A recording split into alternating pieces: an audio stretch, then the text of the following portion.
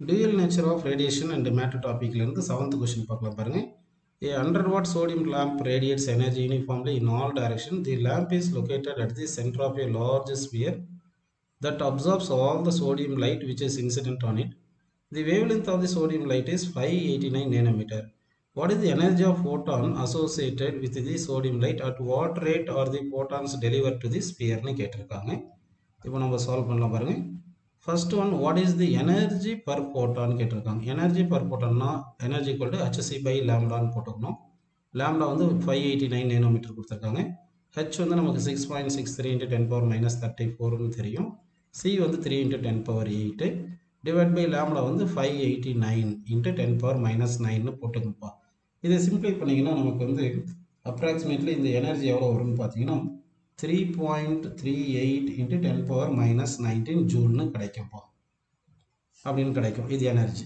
இதே நமக்கு இந்த எனர்ஜி எலக்ட்ரான் வோல்ட்டில் வேணும்னா என்ன பண்ணிடணும் 3.38 into 10 power minus 19 இருக்கு இல்லையா, இந்த ஜூல் எலக்ட்ரான் வோல்ட்டை மாற்றுறதுக்கு 1.6 into 10 power minus 19 டிவைட் பண்ணிக்கணும். அப்போ எலக்ட்ரான் வோல்ட்டாக மாறிக்கும்.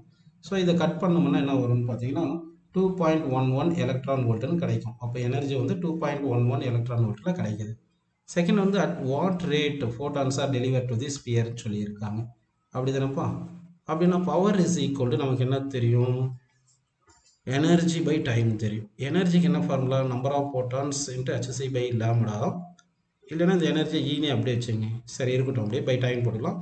இந்த n பை டி தான் number of photons per second வந்து deliver to the sphere. That is equal to இந்த power divide by h by லாம்டான்னு வந்துடும். ஓகேவா. இந்த ஹச்சி பை லாம்டா தான் இங்கே எனர்ஜி ஆஃப் ஈச் ஃபோட்டான் நம்ம கண்டுபிடிச்சது.